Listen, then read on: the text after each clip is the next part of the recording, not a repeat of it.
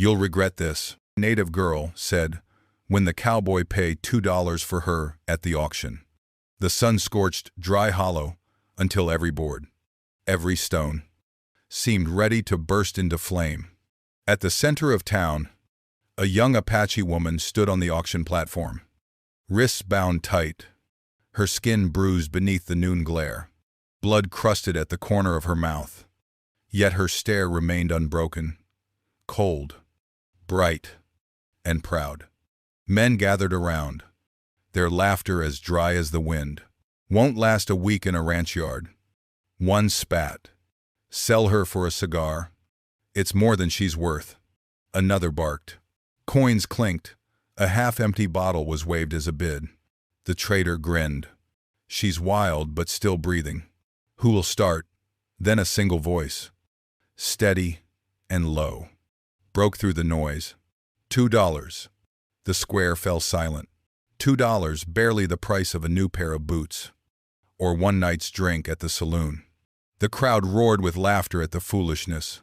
Through the dust stepped Robert Vance, the town's blacksmith, his coat streaked with ash, his eyes unreadable beneath the brim of his hat. He laid 2 silver coins on the table. "Not buying her," he said. "Just buying your mercy." He cut the ropes. The woman met his gaze. "You'll regret this," she said. "I won't obey you." "I've regretted worse," he answered. "Not today." The sun sank slow over Dry Hollow, leaving the town wrapped in copper haze. The wind carried the smell of hot iron and whiskey, the two things that kept men alive here or killed them faster. Saloons leaned against one another like drunks, horses stamped in the dirt street, restless under the heat that never quite faded after dark.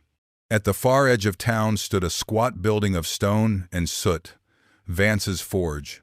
The clang of hammer and anvil had once been the heartbeat of Dry Hollow, but lately it came less often. Robert Vance, the blacksmith, lived alone behind that forge, a man of few words and fewer friends. He was broad-shouldered, with hands burnt and scarred from years of ironwork. The right side of his neck bore an old burn, twisted, pale, a souvenir from the war. He never spoke of it. People said he'd once been a soldier, maybe even a sergeant under Silas Dinsley, before the army disbanded and men scattered like ash. Now Dinsley ran wagons and trade goods. He called them, though everyone knew half of what he sold, breathed, and bled. That afternoon, when Robert paid $2 silver for the Apache girl, folks in Dry Hollow couldn't stop laughing. "The fool paid for trouble," they said at the saloon. "She'll cut his throat by dawn." But Robert didn't hear them. Or maybe he did, and chose to let the noise pass like wind through tin. The girl sat outside his forge now, wrapped in a blanket he'd left by the door. Her name Conti he learned only because she muttered it once, half asleep, as if reminding herself who she was. Her wrists were raw from the ropes. The marks would scar. He brought her a tin cup of water, said nothing, and went back to the forge. Inside, the place smelled of coal smoke, oil, and metal. The fire's orange glow painted his face with a tired light. Every strike of the hammer was measured. Like penance, he didn't look at her, not until she spoke. "Why did you do it?" He kept working. "Because someone had to." She gave a dry laugh, one that held no mirth. "You think $2 buys back what they took?" The hammer paused midair. The flame flickered. "No," he said quietly, "but it stops one more wound. Later." As dusk deepened, the first howl of wind came down from the desert. Robert stepped outside to latch the barn door and caught the faintest whiff of smoke, not the clean kind from his forge. This was wild, greasy, wrong. He turned toward the corral. Fire tore through the haystack and the stalls in a breath. The horses screamed. He ran for the buckets, shouting for help that wouldn't come. Dry Hollow watched from porches and windows, the same way it had watched the girls' auction, amused, detached, safe in its cruelty. By the time the flames died, The barn was a black skeleton against the night. Robert stood among the ashes, the heat licking at his boots. Behind him, Conti's voice came soft but steady. "I know who did this." He turned. She was staring into the smoke, eyes reflecting the fire. "It's Dinsley," she said. "The one who bought and sold us. The one you once rode with." The night fell heavy between them, and for the first time in years, Robert Vance felt the weight of a past he had tried to bury rising again from the flames. They left Dry Hollow before dawn. The smoke from the burnt barn still clung to the wind like a curse. Robert rode ahead, the reins loose in one hand, a rifle slung across his saddle. Behind him, Conti followed on a mare he'd barely managed to save from the fire. She rode straight-backed, silent, a strip of cloth covering the wound on her wrist. Neither spoke for miles. The land spread endless around them, brittle mesquite, dry gullies, and far-off ridges blurred by heat. Somewhere behind those ridges lay Pecos Basin, where Robert meant to start again, or maybe finish what he should have long ago. When the sun climbed higher, Conti broke the silence. "You didn't have to bring me." "I didn't," he said without turning. "You followed." Her voice was sharp, like flint striking stone. "You think I trust you, I don't need you to." The horse's hooves thudded over dry earth. For a while there was only wind, and the faint creak of leather. Then she spoke again. "Gieter. Dinsley, he burned my village. He sold my people." Robert's shoulders stiffened, but he said nothing. "I saw his face that night," she went on, "and the soldiers who followed him," her eyes fixed on his back. "Were you one of them?" He didn't answer. The silence was louder than confession. By noon they reached the rim of a canyon where the trail split into two narrow passes. Robert dismounted, studying the tracks in the dust. "We'll take the northern route. Less open ground, more hiding places," she said. "For them or for you." He looked at her, then really looked. The dirt on her cheeks couldn't hide the fierce steadiness in her eyes. "You'll live longer if you stop thinking everyone's your enemy." "Everyone is," she replied, and nudged her horse past him. That night, they made camp beneath a cluster of dead cottonwoods. The sky above was clear, black as coal dust, pricked with hard stars. Robert gathered wood in silence while Conti crouched nearby, sharpening a piece of scrap metal into a crude blade. When sparks rose from his flint, she flinched. He noticed. "You've seen too many fires." She glared. "So have you." Neither spoke after that. The wind moaned through the branches, carrying the smell of ash and old ghosts. Before dawn, the sound of hooves woke them both.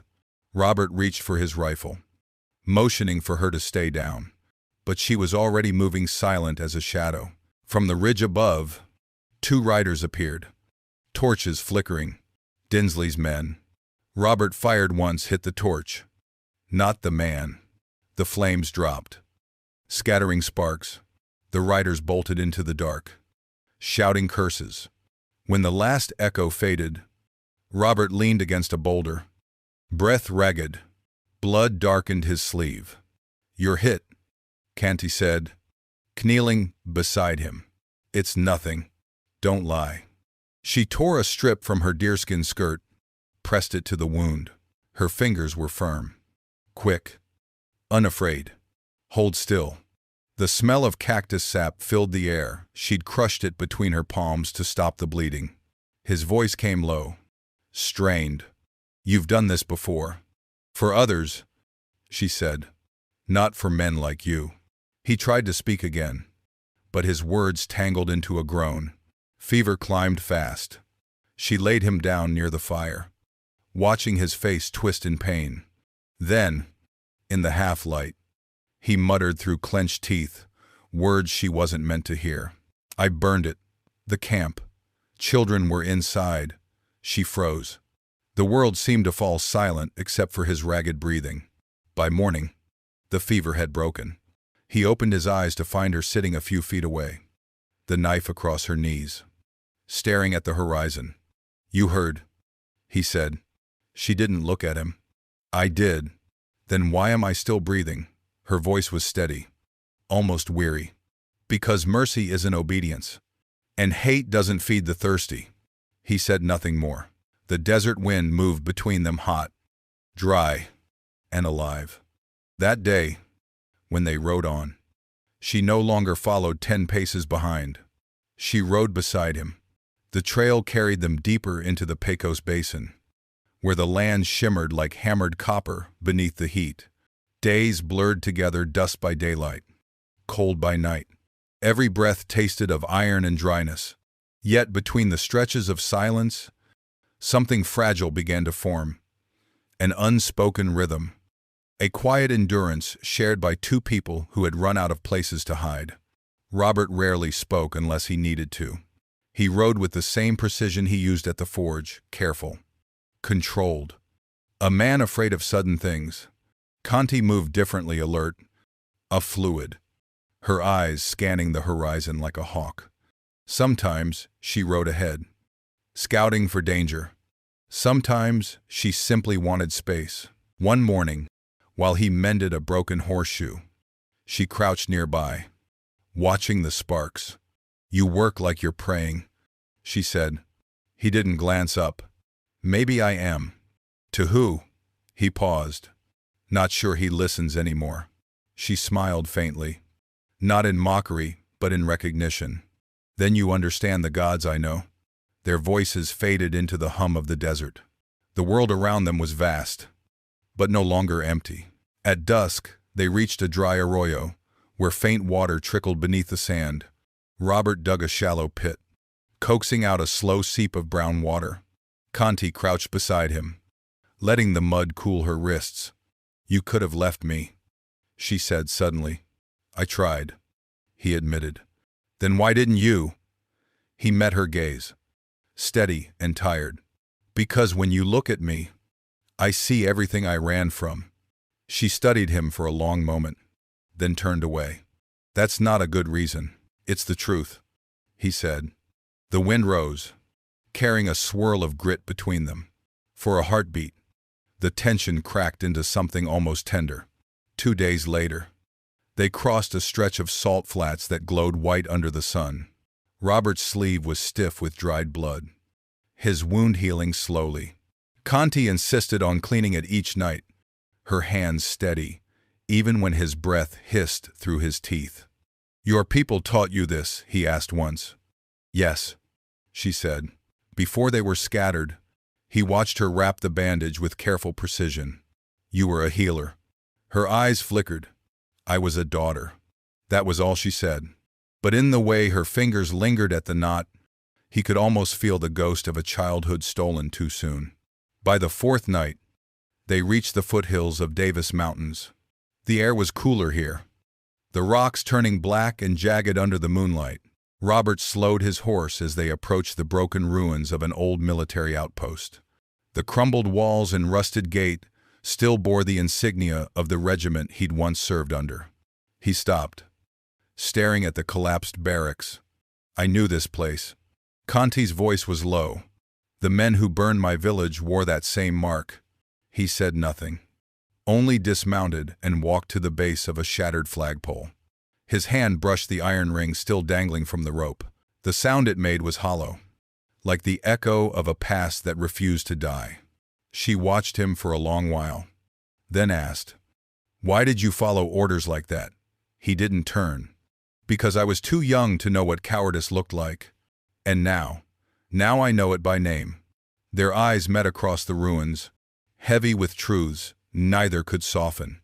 They made camp in a narrow ravine, sheltered from the wind. The firelight flickered over their faces, one weathered, one scarred by survival. Robert sat sharpening his old knife. Conti sat near the edge of the firelight, weaving thin strips of yucca into a cord. "Do you ever sleep?" she asked. "When the fire burns low, that's when the dead come," she said. He looked up. "Then maybe they still need something from us." Her lips parted as if to speak, then closed again. The fire popped.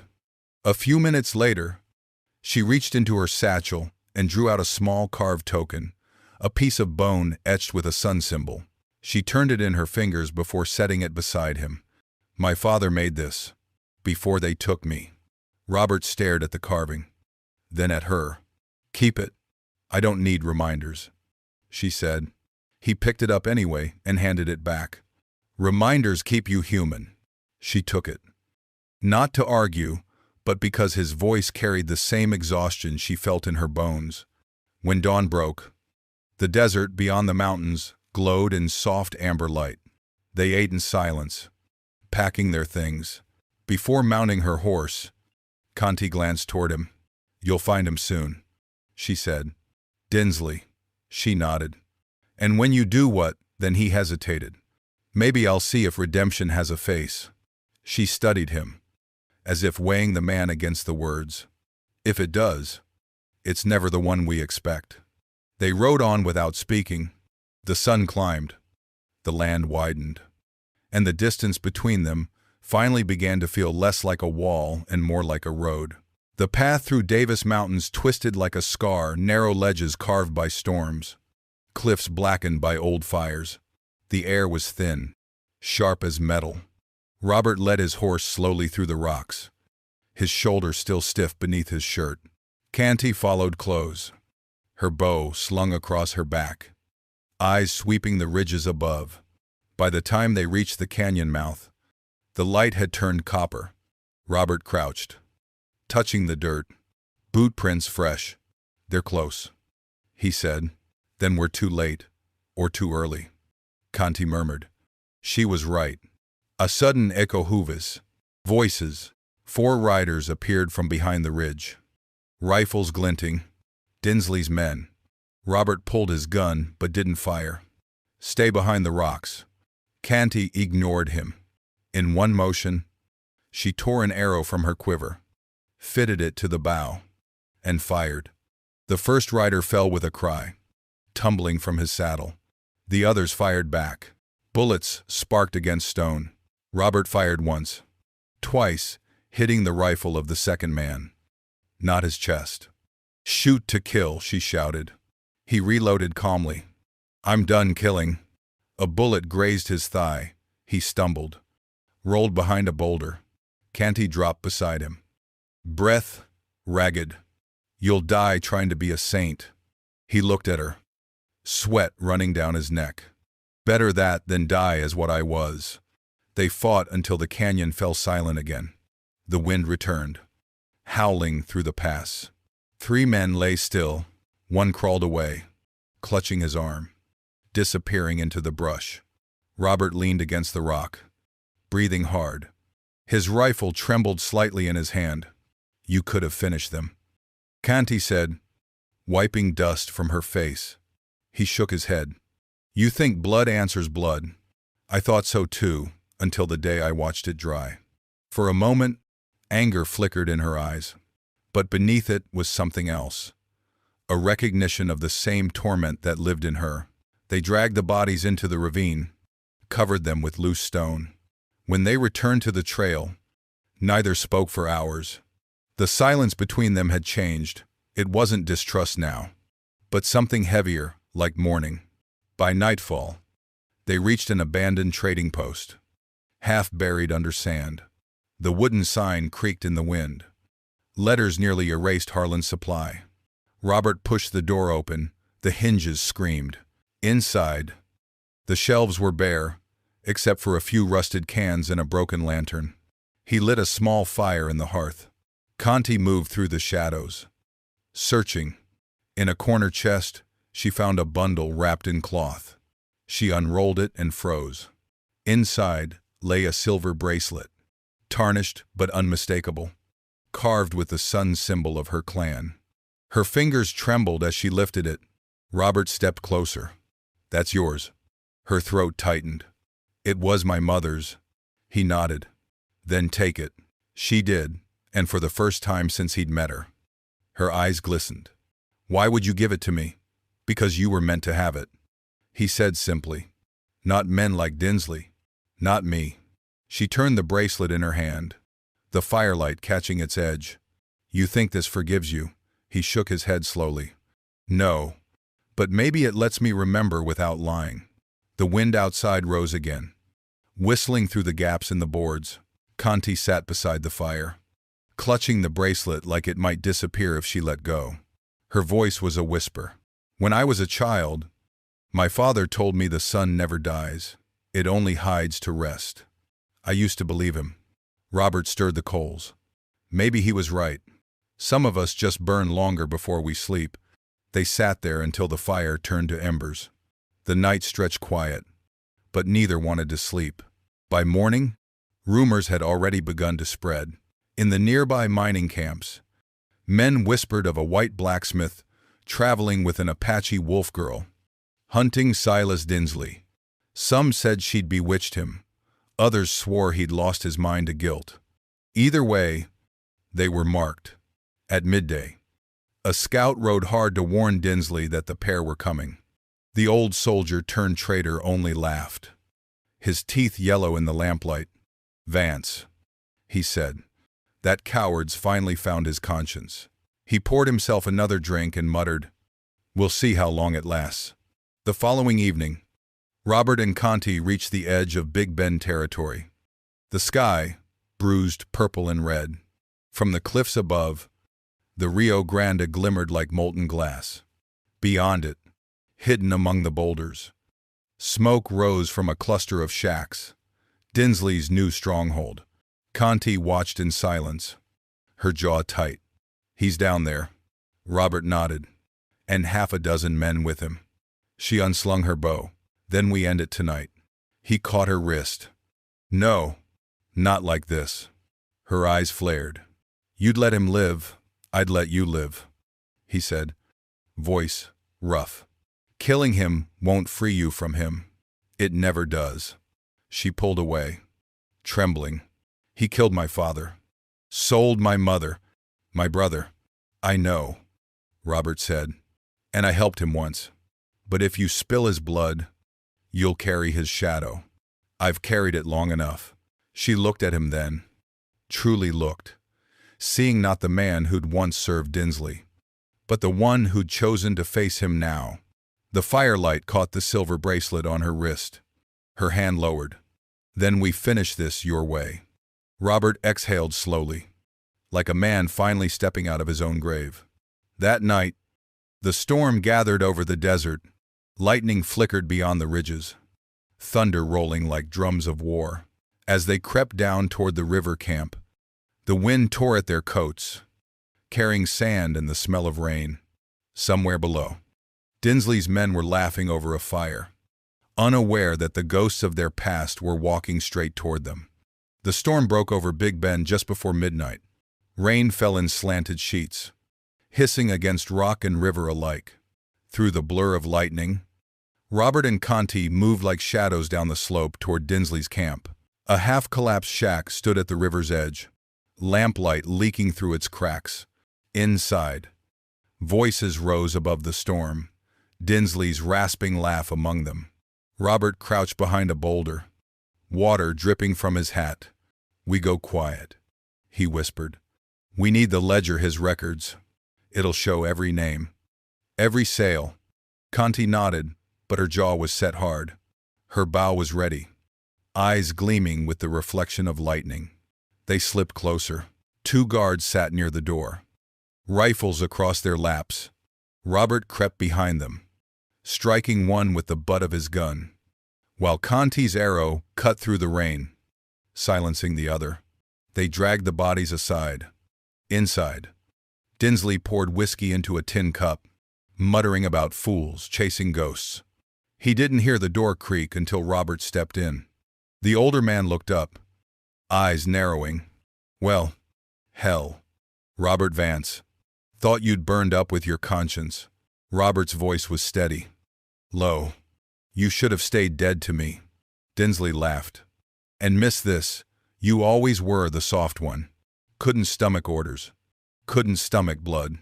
He lifted the revolver from the table, spinning the cylinder. "Guess you came to fix that." Conti emerged from the shadows, bow drawn. The sight of her made Dinsley freeze for half a breath, then smirk. "The little savage lives." I remember your father screaming. Her arrow trembled. Point steady at his chest. Robert moved closer. Voice sharp. Don't. She didn't lower the bow. He burned them alive. Dinsley sneered. And you think one arrow makes you clean? The room seemed to pulse with thunder. Then, from outside, a gunshot cracked. Dinsley flinched. His own man, panicked, had fired through the doorway. Chaos erupted. Another man burst in, shouting. A second shot rang out. Robert lunged, shoving Conti aside as a bullet ripped through the wall. The lamp toppled, flames spilling across the floor. Dinsley turned to run, but one of his men frightened. Greedy raised his gun. The gold's mine. Old man. The shot hit Dinsley square in the chest. He fell backward, crashing into the burning table. The others fled into the storm. Conti stood over the dying man. For a long moment, she said nothing. Then she dropped her bow. The arrow clattered beside the body. I won't let you take more of me, she whispered. Robert watched the flames curl around the edges of the shack. He found the ledger, a small, water-stained book beside Dinsley's hand. On one page, in a faded scrawl, he saw a name, Maria, taken to Santa Fe. Ichembabe Basher. He turned to Conti. Your mother.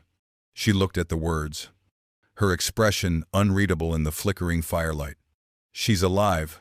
Maybe, he said. Or maybe this is the only proof she ever lived. Conti took the book gently, as though it were made of glass. Then we follow this trail. Robert nodded. We will. Lightning split the sky. He reached out, taking her wrist to pull her from the collapsing shack. For a moment their hands met, his scarred, hers steady, and they ran into the rain together as the roof caved in behind them. They didn't stop until the storm had spent itself. The Rio Grande roared below, swollen and silver under the breaking dawn. They sat beneath an overhang, soaked and shaking, the ledger resting between them. Robert's voice came rough with exhaustion. You could have killed him. I know. Why didn't you? She looked out at the river, the water catching the first light of morning. Because hate is easy, and I'm done being easy to understand. He exhaled, long and slow. You're stronger than I ever was. Conti turned toward him, her face calm, almost soft. No, you just finally stopped running. For the first time, he smiled, small, uncertain, but real. As the sun rose, the rain thinned to a mist. The world smelled clean again. They loaded their gear in silence. Before mounting her horse, Conti paused. What will you do now? She asked. Keep riding north, he said. You. She looked toward the mountains. Find what's left of my mother. He nodded. Then that's the same road. They rode out side by side, the wind at their backs, the smell of wet earth following them, a scent of endings, and of something just beginning. The road north wound through weeks of silence and sky. The desert slowly gave way to pine, to thin mountain air that smelled of rain and stone. The Mogollon Rim rose ahead, a land of whispering trees and lonely missions built by hands long gone. By the time they reached the valley, the season had turned. Wildflowers pressed through the cracks of old trails, and the rivers ran clear from melted snow. Conti rode slightly ahead now, her hair unbound, the silver bracelet flashing in the sunlight with every movement of her wrist. Robert followed behind, his beard untrimmed, his clothes mended more by her hands than his own. They spoke little. Yet each night by the fire, their silences said more than words. She had stopped flinching when the flames cracked. He had stopped waking in the dark, gasping from dreams of burning tents. The mission appeared one morning through a curtain of fog, a modest chapel of adobe and timber, its bell tower leaning to one side. An old woman tended the small garden beside it, humming to herself as she cut herbs. When Conti called out, the woman straightened slowly, turning her head. Her hair was silver white, her face lined but strong, and though one eye was clouded with blindness, The other fixed sharply on the girl approaching. For a heartbeat. Nothing moved. Then the woman dropped the shears and took a halting step forward. Conti. The name trembled out of her like a prayer forgotten too long. Conti stopped mid-path. The world seemed to sway, her throat too tight to speak. Then she nodded. Once. The woman's hands rose, weathered, shaking as they found Conti's face. She traced the lines of her daughter's cheeks, the curve of her jaw, and whispered, "They said none survived. But I knew the son does not die." Conti fell into her mother's arms, silent tears cutting paths through the dust on her skin. Robert turned away, giving them the privacy of grief too sacred to witness. Later, inside the chapel, Conti sat beside her mother while the older woman spoke softly of years lost, of being taken north by traders, sold to missionaries who gave her shelter but never let her leave. Her sight had faded, but her memory hadn't. "And your brother?" Conti asked. The old woman's lips trembled. "He was taken east. Texas, they said.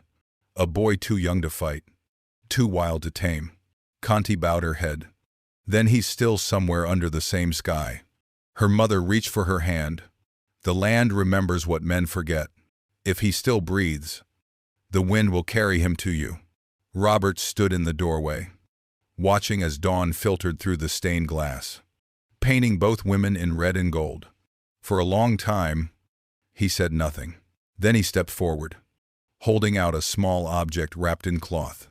"The ledger," he said. "It's yours now." Conti took it gently, her eyes flickering with gratitude. "You found what you came for," she said. "Forgiveness." He shook his head. "Not forgiveness. Just the courage to live without it." Her lips curved into a faint smile. "Then maybe that's what forgiveness really is." Days passed. Robert helped mend the mission's fence, repaired the bell frame, and forged new hinges for the chapel door. He found peace in the rhythm of hammer and fire again, this time not to erase the past, but to shape something after it. Conti spent her mornings in the hills, gathering herbs with her mother, her laughter rare and low echoing through the pines. In the evenings, she returned to the forge, sitting nearby as Robert worked. Sometimes they spoke, sometimes not. One night, she brought her small notebook, the same one she'd written in since they left Dry Hollow, and read aloud by lantern light. "Not everyone we seek still waits ahead, but the road is lighter when someone walks beside you." She closed the book, glancing toward him. "You taught me that." Robert smiled, faint lines deepening at the corners of his eyes. "Then I finally built something worth keeping." A week later, as they prepared to leave, Conti stood beside the river that ran behind the mission. The water shimmered with morning light, the same light that had once burned her world to ash. She dipped her hand into it, feeling its chill, its strength. When she turned, Robert was on the bank, hammering the final nail into a new horseshoe. Sparks flew, catching briefly in his beard before fading. She watched him a moment, then crossed the river stones toward him. "Do you remember what I said in Dry Hollow?" she asked. "That I'd regret buying you," he said with a crooked smile, "and that I'd never obey you." He looked up. "You haven't." She reached into her satchel, pulled out 2 silver coins tarnished, edges worn smooth, and set them on his anvil. "Then I'm paying you back." He frowned. "For what?" "For the fire you stopped, for the road you shared, for not asking me to be anything but myself." He touched 1 coin, then her hand. "You don't owe me." "I know," she said softly. "That's why it matters." The sky that evening burned the color of iron and blood. From the ridge above, the Davis Mountains glowed red in the dying sun, their peaks scarred but beautiful, like wounds that had learned to heal. Robert stood beside her, the scent of forged smoke and pine mixing in the air. She looked toward the horizon, her voice quiet. "When people see scars, they think of pain, but the land has them too, and it still breathes." He nodded, following her gaze. "Scars mean it lived." She turned to him, a rare, small smile ghosting across her lips. Then so do we. The sun slipped behind the mountains, leaving the sky streaked with fire. In its reflection on the river below, the world seemed to burn again, but this time, it was a gentle, cleansing flame, and for the first time since Dry Hollow, both of them let it burn.